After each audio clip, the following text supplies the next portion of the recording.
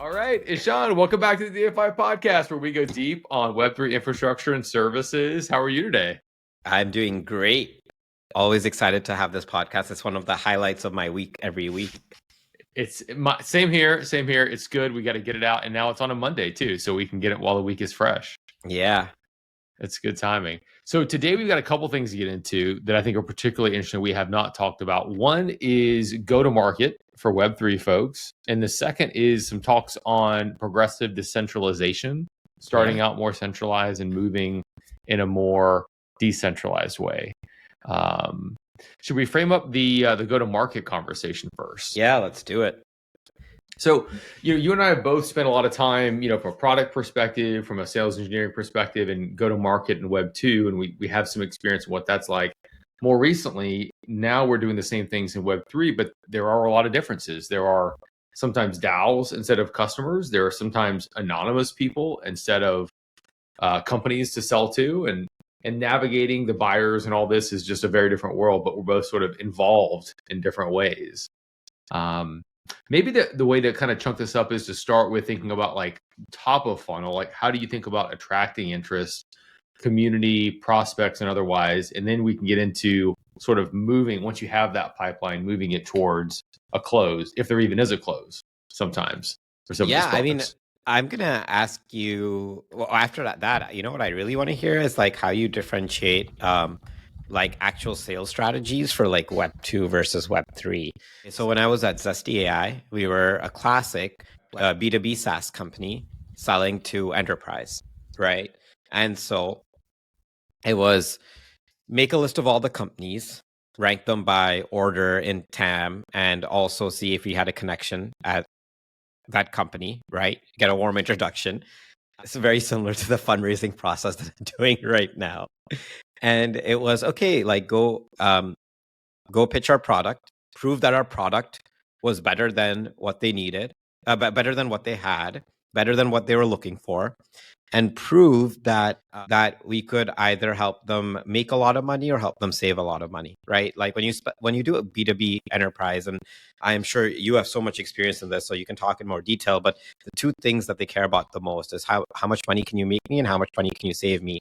And they always care about how much money can you make me more than how much money can you save me, right? Unless some cost is so big that if you get rid of that cost, it changes like your corporate strategy. So and then et cetera, right? You do a pilot, you prove that you are good, you build relationships with that company, and then eventually you negotiate on a price and volume and usage, and then you stay in touch with them and make sure they have the best customer success or service that they can have, so that when it's times for renewal, they give you more money for more seats or more usage. Would you say that's kind of accurate in your B2B SaaS experience? Definitely. Yeah, it definitely has to come down to one of those two things at the end of the day. And it's interesting, like one of the things that I was maybe even more challenging about B2B SaaS is sometimes the buying group is very diverse. You may have a technical champion in one team, and they may have to influence a person has budget in a different team, and they may have to influence someone that makes a decision in a third team. And so the buyer committee can be super complicated. But the thing that I think it's most similar about the two processes is thinking about it in terms of pain. How does it address a certain pain that they have, that single person? We used to call them a champion, a person who's willing to go to bat for you, a person who's willing to sell for you when you're not around, a person who has power in the organization. What kind of pain do they have in their world today? And their pain might be that their infrastructure costs are too expensive. Their pain might be that they are missing out on revenue and they need to grow revenue. Their pain might be other things, might be willing to their like reputation or any other criteria. But that was always how we would start like framing the conversation, because if we didn't do that, if we didn't frame it in the sense of something that was urgent for some individual, we would get put into the friend zone, the nice to have zone. And then that's the worst from a go-to-market perspective, because they might meet with you and they might respond to you, or they might not. They might start ghosting you, but they won't tell you why. No one will tell you outright that you're just not that urgent for them. Yeah, exactly. So then it's like, okay, after that, now we're doing stuff in Web3. But interestingly, our product is mostly for current Web2 users. So like when you're building a DeFi protocol, you're very clearly a Web3 product with a Web3 user base, right? I feel that like maybe you can talk a little bit more about like building a Web3 go-to-market strategy for Web3 users. But for us, we're actually building a Web3 product to onboard Web2 users. Now we're going to have some Web3 users, but it's not like, and our product is like, blockchain and crypto and token powered. But, for us, a lot of our customers are going to be people who have built traditional Web2 software. So for us, we've been doing something similar in this process that I explained in the B2B SaaS, where we go out and see where are our customers, how do we pitch to them, what are the mistakes we're making in our pitch, how do we make our pitch better, so that we can help them solve their pain point with our software and get them onboarded and start using our product. And for some people, the Web3 component is going to be super interesting and they'll play around with it. For other people, they're like, I don't want a Web3 experience when I'm building this our customers are developers. So when I'm building my software, I want a Web2 experience. But I want it at the cost that you're offering and not at the cost that the other people are offering. Our go-to-market has been a more traditional like Web2 go-to-market as of right now, partly also because we don't have we don't have a token right now, and we're only going to launch. We don't know if we're going to launch a token, but if we do, it's only going to be when we have proven product market fit and we are doing really well as a company, right? We're not trying to do some token scam or pump and dump or whatever. We want to build a company that lasts 10 years and we're building one protocol first, but hopefully we'll build adjacent protocols. So that's kind of been my experience for the current company that we're building. But as someone who's at a company that's more, let's say, like bigger and a later stage in the journey than we are, I'd love to hear your experience about how are you selling a Web3 product to Web3 customers? I think the similarity is that we have some opinion or some hypothesis about what that pain is that we're going to solve, even though it's predominantly for DAOs or Web3 projects and things like that.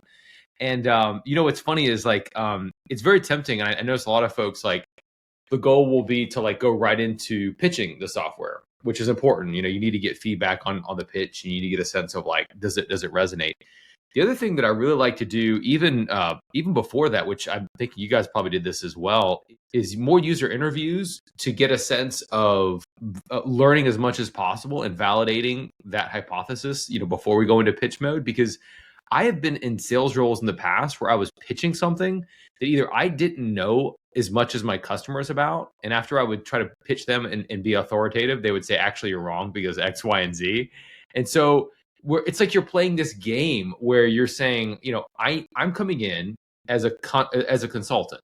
I understand your business, and here is a better way to do your business. And the only way you can play that game is if you actually know as much as those people or more, and you can offer some perspective of value. You have to walk into the conversation saying, actually, the best way that I like to walk into the conversation is just to ask questions, ask as many questions as possible. Because if I've met with 50 or 100 people in this situation, I need to ask what is your business model? What are you currently using for this tech stack, and how much does it cost X, Y, and Z? And once I know those things, then I know enough that my pitch should be straight on. And hopefully I'm going to teach you something that you didn't know already. So I think there's just so many similarities between the two. The only difference I noticed in the Web3 space is that the Web3 user base is a lot of times people that are earlier in their careers, both on the selling and on the usage side. So whatever, in Web2, there's this traditional hierarchy of sales and marketing roles, and they have existed almost ossified because they're very well known. If you go hire a sales VP, that person has 10 years of experience playing the role of a salesperson. If you're pitching to a buyer, they have 10 years of experience listening to sales pitches and knowing how to react to those. But in the Web3 world, these are people earlier in their careers. And so they're kind of figuring this role out. You don't have that clean cut series of roles. And I'm going to pitch you and you're going to push back and we're going to ask to meet your boss. And so it's much more fluid. It's much more of an open sandbox where people are figuring it out in a certain sense. I mean, I think that's a good thing, right? New business model, new products, new technology. There should be a new way of educating a customer and convincing a customer that your product is better than your competitors and they should use it, right? And when you're selling B2B, B2B is so well defined right now It's like it's easy to be like, this is the best strategy, but like, it's going to be interesting to see like what the best strategy is when you are selling completely different types of products. Yes, yes. And speaking of like, best strategies, one thing that I also see coming up a bit is reputation. Because crypto is an interesting industry where on the one hand, most of it is open source. You can see the source code, you can see where the token value lies. On the other hand, so many projects go from, young and they're just a white paper to launched on mainnet so fast. And there's a history because it's not regulated of companies that have taken malicious activities, they've taken advantage of their community, they've rug pulled people in the past. Mhm. There's this reputation thing that exists for Web3 projects. People want to work with other projects that have higher reputation, and they don't want to work with projects that have low reputation. Whereas in the B2B world, it's almost like, if your product works, reputation still matters, but there's not the same sense of we're going to try to work with people that have a strong brand or reputation to avoid rug pull, because you can't really rug pull in Web2 the same as easily per se. Yeah. Also, I think in Web2, the reputation is actually when you're doing a deal with someone. Like in B2B SaaS, the reputation is the personal reputation that you build as a company when you're trying to sell to your customer, right? So like, how did I help this person? Did I make them look good to their boss? Did I help them did I prove to them that I'm building a better product, right? Did their technical team or their finance team come back and verify this? And did we work with them on the issues that they're having, so to make our deal look the most presentable, right, to the champion? Whereas in Web3 right now, there's like product reputation that we have to worry about, right? Because this is a crypto project, is this even reputable, right? Has this company seen hacks before, or scams or rug pulls, right? If they haven't done anything bad, are they prepared to like at least are they doing the minimum to make sure that like I feel secure? Are they doing audits with the best audit companies? Are they doing stuff to making sure that their protocol is secure, stuff like that, right? So I totally agree. One thing that I really, really like that you said is that you go into your sales conversations or your conversations with your customers being like, oh, let me learn more about your business and let me ask you a lot of questions. I seem to 100% agree with that. And it works well for us because the more we know what our product does and we know how we're better than our competitors, but the more we ask the questions, the more we can have a natural conversation with our customer and just kind of talk about what we offer and how they think about things. And I think it's a lot better conversation because the customer can really quickly figure out if you're real or not. Because if they're an expert and you're not an expert, they'll be like, these guys are blowing air, right? But if you both are experts, you have a bonding moment where the customer is like, these guys are legitimate or semi-legitimate, right? So and then also, if like say we're an expert in what we're trying to sell, we're able to help them understand what we do and why we're better in a more conversational manner than being like, this is our slide deck and this is why we're better.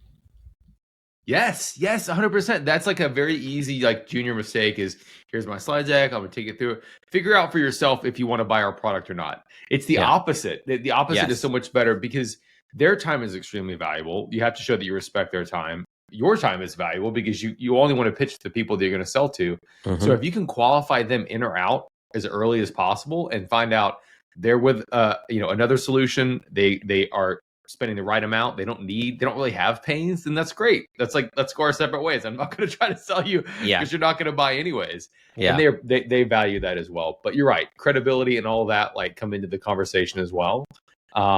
And you can get to value much more quickly. The thing I like about this like discovery first approach is that people love talking about themselves and their own issues. That's our natural predilection. If you can talk in terms that people care about and what's going on with them, it's a very trust engendering way to start the conversation. Yes, agreed. It's like we're like talking about like little life hacks to like, that make people feel good. But like, I think most of it is coming from like, just be authentic about your product and what you can do and how you can help them. And if you can't help them, it's okay. Be like, hey, I'm sorry, whatever you're working is great, I'll come back to you when, when you have a bigger problem, or when we're so much better that like you'll want to talk to us again, right? And Yes. I think that's like people really appreciate that. I really appreciate it. Sounds like, you know what, your system works out really good, and I clearly can't help you, but I might be able to help you in the future. So let's stay in touch. That's it, and that's what I think is so important about that approach, is that if you can take that approach and you can land enough deals to bring on your product, then you clearly are building a product that has value in the market.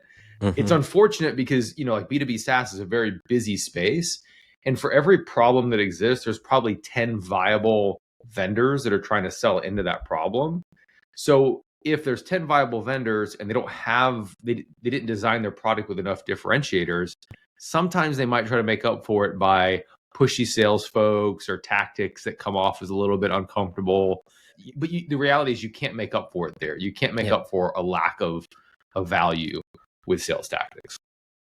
I think, first of all, agreed. And I also think that, like, sales is such like a dirty word. It's like, oh my God, like someone's trying to convince me that, or they're trying to sell me something in like a shady way or in a sleazy way. But I think what the best salespeople actually do, and why I've come to appreciate it, is everyone only has so much time in their lives, right? And if I'm at a company and I'm, trying to make something better at my company, I don't have all the time in the world to do research on all the 10 competitors, right? So what a really good salesperson actually does is they build an authentic relationship with someone who might want to use their product because they're having a specific pain point that my product can solve. And they help them learn about the different ways that this problem that they have can be solved. And one of those ways is the product that salesperson is selling, right? And I think that's what the best salespeople do, is they help their customer solve the problem that maybe their customer didn't know that there was a solution that existed, because they're too busy to spend all their time researching all the different products out there. So true. So true. It's almost like instead of sales, it should be called helping people buy something, whether it's your product or not. Because if you're helping people buy, you're helping cut them down their time to make the decision that's best for them and their organization, because they're part of a bigger decision, organization-wide decision. Then that's really what it's about. You can't, especially in complicated sales it's cycles. So funny. These big companies, they call customer success, like anything that's post-sales customer success. I think what it should be called is, it's called customer success, and then have like a pre-sale and a post-sale arm, right? And it's functionally the same thing as what it is today, but the messaging is so different. Oh, I'm VP of sales. No, you're VP of customer success, whether you're doing pre-sales or post-sales, right? Because also, and again, this is B2B SaaS, so they're different business models, but in B2B SaaS and in all business models, you have a churn rate. And the better your post-sales team is on making sure your customers are happy, the lower your churn rate, right? And so, like, what all of these should be really called is, it should be called customer success from the beginning. And then you should have like, okay, we're a pre-sales team and we're a post-sales team. Yes. But for some reason, the nomenclature has been messed up. No, you're right. It's funny because David Sachs, one of our favorite commentators on SaaS, is really leading the way in terms of those metrics, like the churn ratios and the net retention and all those things, because those matter. You can't build a company selling a product once and then your people don't like it and they run away. But there's been this history of incentive structures, like the sales incentive has always been, land a bunch of big deals, you blow out your number, you make a ton in commissions, and then post sales has always been more on like salary or hitting OKRs and things like that, or maybe a little bit tied to net retention and things like that. But like, I think that as people are getting smarter about those statistics, like net retention, it's going to, hopefully you see sort of a smoothing out, because onboarding the customer is one thing, to your point, but for the company to be successful, it really is about bigger metrics beyond just that first sale. Yeah, I 100% agree. I mean, I think like generally customer success or sales executive leadership should be like, their salary or comp should be based on both how many sales can they get and how many customers do they keep. And it should smooth out at like the IC level, like the individual contributor level also. But at some point also, like people who make deals happen and people who keep customers from leaving for another competitor, those skill sets are completely different. And not completely different, but they're like 50% different, right? And maybe for a few people, like, US, they're the same because you're amazing. But I meet a lot of people who they can't do both, you know. Yeah, how do you scale an organization? You're right. It's different personality types and different experiences. That's totally fair. Well, no, I appreciate it, but yeah, you're right. There's like, hands-on, functional technical people, and there's people that will go and knock on doors and get told no many, hundreds of times and still keep knocking on those doors. Yeah. Which not always the same thing. So how do you think about customer acquisition? Like what are, in a Web3 world with tokens and crypto economics and blockchain and DeFi, like what are some key different things that you're seeing, and what are some things that you're doing differently than you did before? Well, one interesting thing that's very different is it almost can become like a B2C play.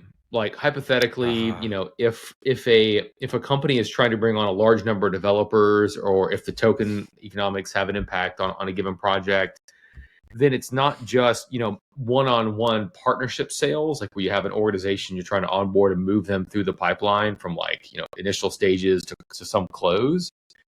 It's almost like a broadcast, like open-ended marketing play. So then that changes the way you treat your funnel, because, you're trying to attract a much larger audience of folks. And then your acquisition play becomes much more B2C. And actually, B2C is not my strong suit. I don't have a lot of experience in B2C. So I'm sort of learning how to play this. Like Discord is a big part of it, Telegram communities, things like that. It's a different slice of marketing. So are you doing both B2C and B2B, and I guess a third B2B2C, or are you mostly doing B2C and B2B? Definitely B2B. Definitely spend a lot of time in B2B right now. And then there are aspects of new crypto projects that are somewhat B2C at times, particularly if you're trying to manage a large community. Let me try to pick an example project that launched recently. Something that's worth maybe even like Filecoin. Just take that as a hypothetical example. Filecoin has a lot of constituents. Filecoin has the storage providers, like the service providers, groups of folks. It has the Filecoin token holders itself. Needs to retain those token holders in order to maintain the value of its organization. So it has to think about both of those markets at the same time. Maybe it depends a little bit on like whether you're going to launch a token or whether you already have a token launched. You're trying to manage, the liquidity around that token. But I've seen different approaches. I've seen people use traditional CRM to keep track of the smaller partnership sales aspects, when it's like when you're trying to you care about individual organization conversations. But then, like from a marketing perspective, like an inbound marketing perspective, like you could use. There are new tools that are being built for Discord and Telegram community management. And there's lots of agencies like Hype and Serotonin that are built specifically to manage those communities.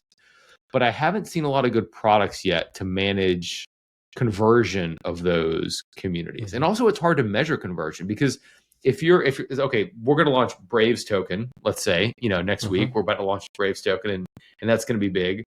Let's say you have a bunch of marketing events, you have a website launch, you have advertising, you have a Discord community. When they go and buy and they add that to their wallet, traditional tools like Salesforce and HubSpot, which were built for B2C marketing, like large scale marketing, they don't have the concept of a wallet. They don't know if that token was purchased per se. So attributing your marketing activity to the ultimate, conversion of that person is still a gap in the space. I see. I think. Unless they're, maybe the community will tell us which projects they're using to manage this. Yeah, I mean, I'm curious because I feel like you have a lot more experience than I do in this area, right? I feel like we'll be doing some interesting stuff, but in 6 months or 3 months. What have you found like the most interesting or most different about selling to, let's just say, like crypto or Web3 B2B companies than you did before in Web2 B2B? One thing that is very different, I would say actually, honestly, a lot of it strikes me as being very similar. But one thing that's very different is the tokenomics aspect, in the sense that value can flow in very different ways. And so everything is basically tied in Web2 to like closing the deal and recognizing revenue and situations like that. But in this world, that's not the case necessarily. The value of a Web3 project accrues when people start using your platform or using your token. And that could be months, many months delayed. It could be totally indirect to whatever when they actually chose to use your platform. So recognizing a conversion or a person onboarded or a deal closed is very different in this new space. I think we're still trying to figure out how to measure the two. Yeah, I agree. So, and maybe you can't share the exact metrics, maybe you can, but like, have you guys thought of new ways, or have you thought of like different ways of measuring? I mean, obviously there's no different ways of measuring revenue, but do you have different metrics of measuring whether your product is working, whether your marketing, where your marketing conversions are working, or stuff like that? Well, so yeah, you certainly can't measure revenue in a sense. There's a couple different interesting things that you can use in place of that. One is you can use informal commitments that folks can make to say, hey, we're gonna work with your product. We're gonna issue co-marketing statements that, Sean and Wes are gonna work with Brave Coin. That's gonna be our next token launch. And then you at least establish soft commitments for the organizations to work together. And that has its own benefits in terms of reputation and brand, which are sort of like, either positive sum or maybe they're negative sum, depending on, you have to be careful, who you partner with. But once that happens, going into it, one of the things we used to do actually back at Google Cloud was we would make estimates about usage, because at Google Cloud, we could not sell commitments at the time for a customer to use the software over a period of time. They were soft commitments, more or less. If they said, we're going to buy $1 million worth of credits as a commitment to Google Cloud, unlike AWS, they could not pay for that up front and retire that money immediately. It had to happen over a period of time. And if they didn't use it, there was nothing holding them to it. So we had to make estimates of what their usage was going to be. And in this case, you can still do a similar thing. So if the Braves, coin platform said, Wes and Ishan are going to onboard, they're going to bring $1,000 of fees and usage per month, they can have that in their CRM because at the end of the day, you're trying to anticipate usage and revenue, regardless of the project. You want predictable revenue forecasted. Right. They could use those estimates and they could still measure delta after the fact to see how well that's flowing in. Yeah, makes sense. Very cool. I was curious because like for us, like it'll be very clearly like our metric will be like, oh, are we seeing usage? What is our churn rate? Right. Are people leaving after like the first cohort or the second cohort of users? And even though we're building what will eventually look like a B2B product in terms of selling, it'll end up looking like a B2C product in terms of using, I think. I'm not sure. So it's going to be interesting to see like, okay, how do you, convince a customer to buy it? Or how do you convince freelance developers to use it, or developers at companies to use it just by themselves without having to make like a deal, and then maybe they pay for it with a credit card or whatever. So we're a little bit early and we're still trying to figure that part out. But it'll be interesting to. I'll be looking forward to understanding like what our metrics will look like on conversion and usage and like revenue. I mean, revenue is revenue, but like, conversion and usage and churn rate and how that looks like. Well, one of the things I really liked about the Slack business model that they would take is they would take this this bottoms up or kind of ground up approach where they would give away Slack for developers in various pockets of large organizations, and they would let developers use it for free. And as it would get adoption, then the salespeople would come in and say, hey, we noticed you guys are using all this amount of Slack, if we sold you an enterprise license, then you can consolidate all your usage. You can have visibility and security and all those things. Go talk to your developers. The developers say, we want it. We have to have it. We love it. And it was that kind of organic motion. Is there a feature like that for you guys where you can kind of like work your way into those deals? That's part of the plan. It's interesting because at the end of the day, we're actually building a crypto protocol. And we'll be building an SDK. But what we really want is everyone to build their own version of the SDK that they want on top of our crypto protocol. So this is where I actually find Web3 go-to-market really interesting. Is like building a protocol is the equivalent of building open APIs, and the reference I like to make is when Twitter first started, they actually built an UI for Twitter. And they had APIs, and anyone could build like a UI, right? There was like all these different UIs that people built. Twitter actually bought a couple.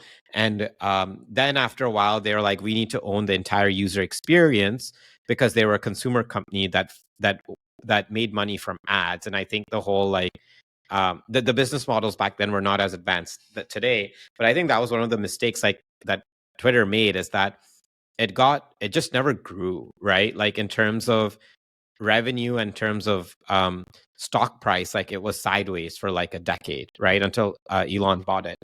And I always felt that like, maybe Twitter made some, now again, maybe business models and technology weren't there yet, but like for me, I always felt like it was more valuable to be a platform where anyone could build UIs on top of the Twitter APIs. And I think that's what crypto protocols actually try to do.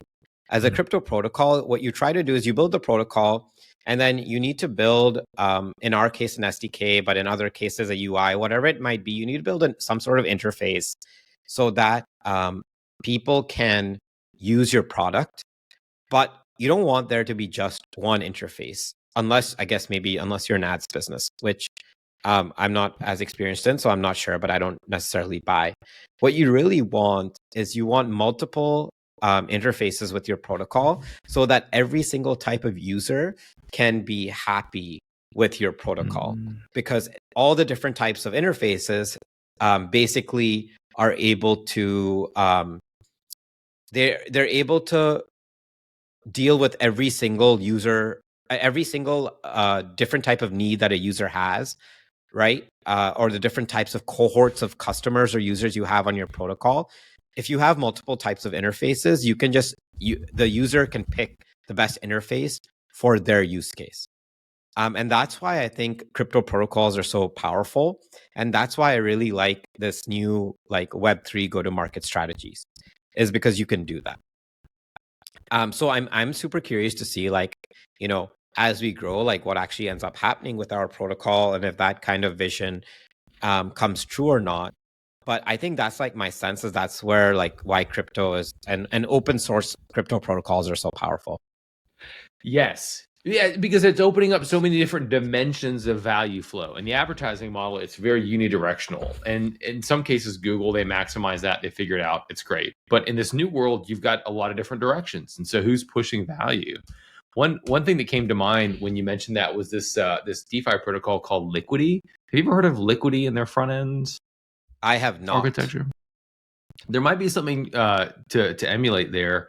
They effectively, like, to give folks listening a bit of background, any of these decentralized finance protocols, Uniswap, Compound, Aave, they always have a website you can visit, which is called their app or their front end, and it's the easiest way to access the protocol. You can send currency into it. You can then interact with it. You can maybe make a loan or a swap or whatever. So in this case, this similar group called Liquidity, they said they want to open source the front ends, and they want to incentivize other people to create those front ends. So in the mechanism, the way it works, because value flows are so dynamic and they can be so fluid, they actually give people who create a different front end a kickback. They give them Liquidity token for doing it. It's built into the protocol itself. That is very cool. Which makes perfect sense, because the protocol needs these people to decentralize and to have better different options. Yeah. So they're actually going as far as they wrote it in the protocol to say, if you do this, and we'll give you a cut for the users. That's very cool. That's actually something that I had never heard of before. That's like I think what's really cool about crypto is that there's a new mechanism of incentivization, right? And hopefully, like, crypto becomes a commodity where, like, at the market, the financial markets treat it, or the capital markets treat it as more of a commodity and not this high risk product that, like, is very volatile. But that being aside, I think from like a go-to-market strategy, I think this is interesting, is because now you can, instead of asking your customer to find their customers, right? You can actually incentivize, people to build stuff for their customers. They still have to find their customers, but there's like an incentivization layer to actually do it, right? Instead of just using the status quo. The second thing I think that's interesting is that Uniswap is similar, right? Uniswap is a protocol.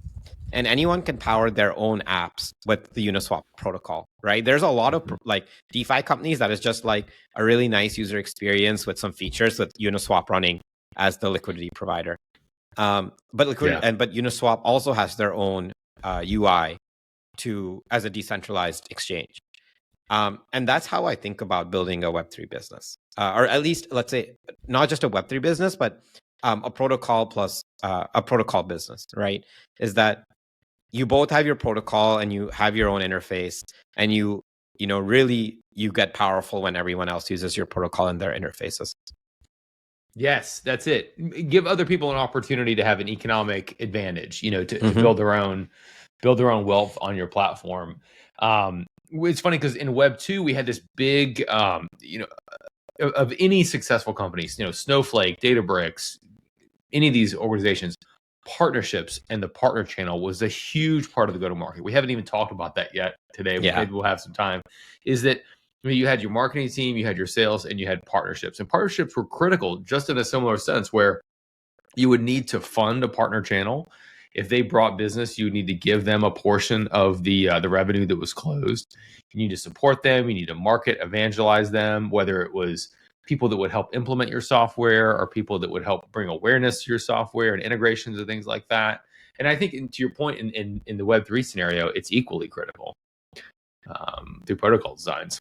I think that in Web3, again, at least with crypto protocols, partnerships might be like the most important way of generating demand or generating revenue than any other way. Unless you're like a B2C company and you're using, like, if you're a B2C company, I don't think it really matters whether you're crypto or not. Like, the go-to-market strategy is like 95% the same.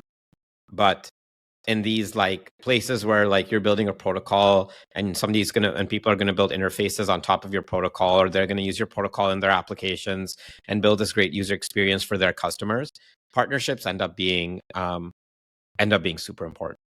I agree, especially early on, because when you're going from 0 to 1, it has to be more hands-on. You can't scale it necessarily until you get to a certain escape velocity, and then you can hopefully, mass market the scenario. But when you try to figure out product market fit, you're trying to learn. There was one VC I spoke with where I was trying to ask about like how to get seed round of funding, and her perspective was when she interviews startups for funding, she wants to see that they have met with at least 10 prospective customers that are willing to pay for their product to have product market fit essentially. And that's just like kind of validation, like in order to get those 10, you have to have that hands-on work that you do with many more, but at least 10 is your output. Well, this was stellar. I think we covered a lot. Probably a lot more we could cover too. Should we chat about Infura real quick, or do you want to save that for? Yeah, let's end with Infura. I would love to do another like GTM part 2 at some point. But let's end with Infura. Take it away. So this is a fun article because this is a company that's one of the largest JSON RPC providers. Basically, I think of them as like a gateway to the Ethereum network. Mm-hmm. If you're building an application or anything that interacts with Ethereum or major blockchains, you typically don't have that application go to the blockchain directly, like a web browser application, Uniswap or otherwise. Typically, it goes to what's called a JSON RPC provider. There's a couple big ones like Alchemy, Infura, QuickNode. These are all providers, and they're basically, have a front end component that your app could talk to, and they have a back end component that talks directly to blockchains. And it is a bit of a centralizing component for blockchains, and people have always sort of been wary of these for a long time, but for various technical reasons, it just makes the most sense. There's an article released recently through Infura, which is talking about starting to decentralize their infrastructure stack. And essentially they're referring to it as federations, creating federations, which I don't know if this means like in the world of liquid staking tokens and Lido validators are essentially 20 or so operators that are sort of trusted operators. I think Solana has some similarities where it's like a trusted set of nodes that can run. So it's not fully open and decentralized, but it's not just that one company's interest. It's maybe a federation of those other companies and things. So it's like some middle ground. But they're talking about opening up their JSON RPC server to be a little bit less centralized and a little bit more federated. What do you think? Do you think that's going to like resound with the crypto community? I think so. I mean, one, I always felt like it made sense to build these infrastructure as a service companies because the the stuff that these people are able to do at scale, like Alchemy and Infura, are actually really cool. And also working with like layer one blockchain APIs is not easy, right? So they're basically a developer tool on top. They're APIs on top of the layer one APIs or the layer two API, whatever. But in general, layer ones. So yeah, it's always annoying to see like, okay, well, it's not you're like you're centralizing something that's decentralized by having like infrastructure as a service companies. But at the same time, like the reality is unless that the APIs are simple to use, developers are not going to come. Like no one wants to beat their head on how to use something and deal with bugs and issues, and open source code gets updated and you didn't hear about it, right? Like, API versioning and all of that at a company like Infura or Alchemy is generally a much better user experience. And regardless of Web 2 or Web 3, generally better user experiences win. I think that's always something to remember, that like but I think it's interesting because there's also a decentralized JSON RPC company called Lava Network. Actually, I don't know if they're still alive, but I hope they are. They were earlier this year, so I'm just going to assume that they are. You're right. Yeah. So the reason why I know is because we were at PL at Crypto Econ Lab. We were thinking about like helping them with their incentive design and tokenomics, but I don't know if that if that ever went anywhere or if they hired in house for that. Anyway, so I definitely think that there is a path to success for Lava Network and for Infura to progressively decentralize. And I do think in the future, the best crypto companies, again, this is a generalization, so this is not always going to be true, but a lot of the really good ones, they're going to start out as centralized companies that build decentralized products, or they build a interface on top of a decentralized product, get product market fit, make their product amazing, and then progressively decentralize.